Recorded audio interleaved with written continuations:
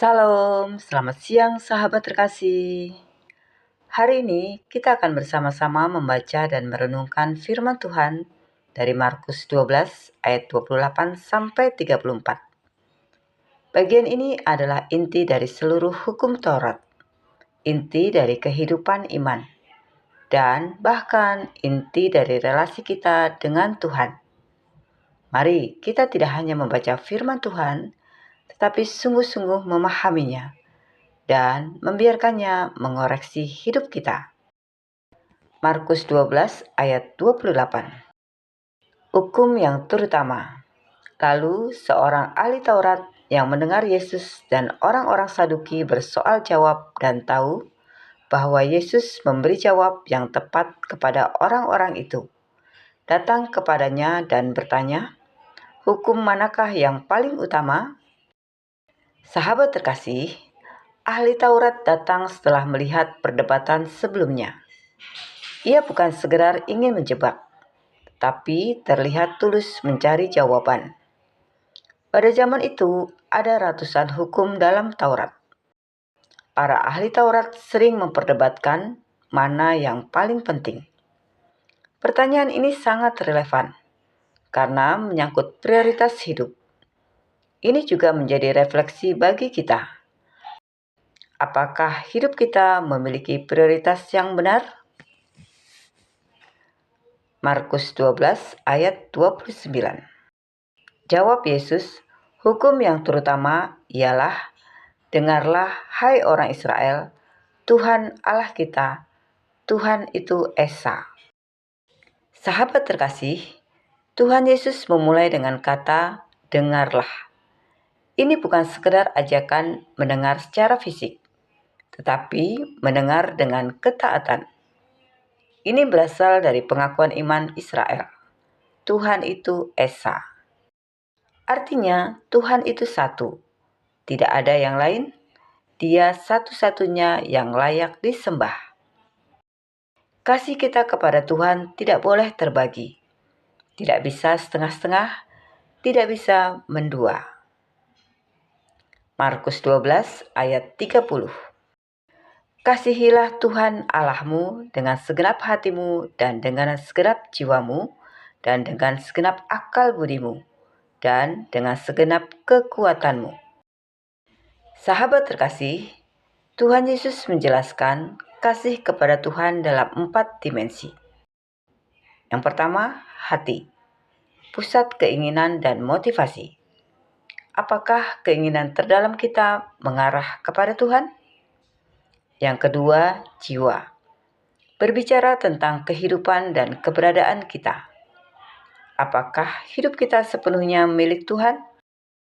Yang ketiga, akal budi, cara kita berpikir dan memahami.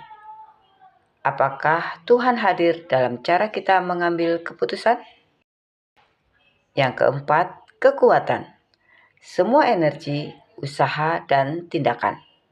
Apakah hidup kita digunakan untuk memuliakan Tuhan?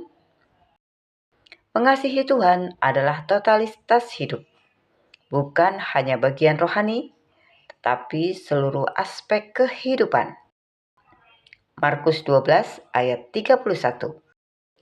Dan hukum yang kedua ialah, kasihilah sesamamu manusia seperti dirimu sendiri. Tidak ada hukum lain yang lebih utama daripada kedua hukum ini. Sahabat terkasih, Tuhan Yesus tidak mengatakan ini opsional. Perintah kedua tidak terpisah dari yang pertama. Kasihilah sesamamu seperti dirimu sendiri. Artinya, standar kasih kepada sesama sama dengan kasih kepada diri sendiri. Kasih itu aktif, bukan pasif. Kasih itu nyata, bukan hanya konsep. Relasi dengan Tuhan tidak bisa dipisahkan dari relasi dengan manusia. Markus 12 ayat 32 sampai 33. Lalu kata ahli Taurat itu kepada Yesus, "Tepat sekali, Guru, benar katamu itu, bahwa Dia Esa dan bahwa tidak ada yang lain kecuali Dia." Memang mengasihi Dia dengan segenap hati dan dengan segenap pengertian dan dengan segenap kekuatan, dan juga mengasihi sesama manusia seperti diri sendiri adalah jauh lebih utama daripada semua korban bakaran dan korban sembelihan. Sahabat terkasih, ahli Taurat itu menjawab dengan benar. Mengasihi Tuhan dan sesama lebih penting dari semua korban bakaran. Ini adalah pengakuan besar. Karena pada zaman itu, ritual keagamaan sangat dijunjung tinggi. Tetapi Tuhan Yesus menegaskan, kasih lebih utama daripada ritual. Ini bukan berarti ritual tidak penting, tapi tanpa kasih, semuanya menjadi kosong.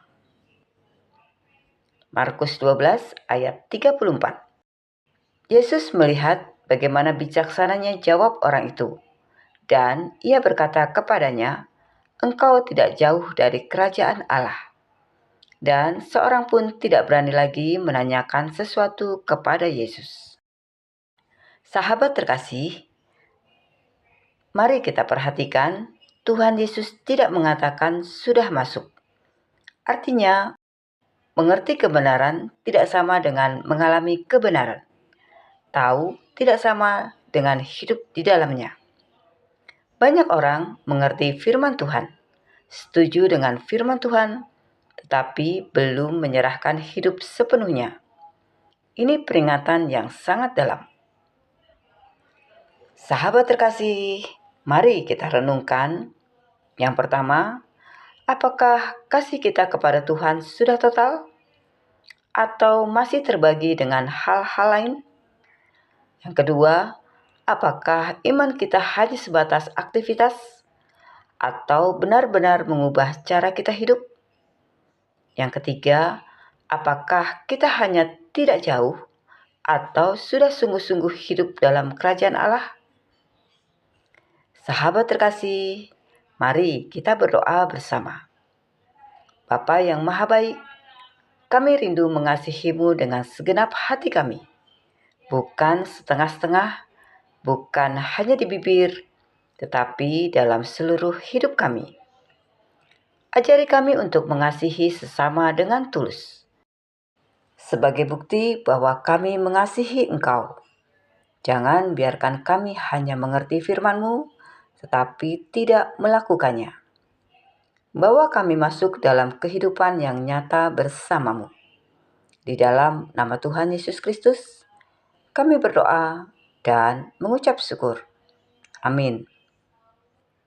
Sahabat terkasih, biarlah firman Tuhan hari ini menjadi dasar hidup kita untuk mengasihi Tuhan dengan segenap hati dan mengasihi sesama setiap hari.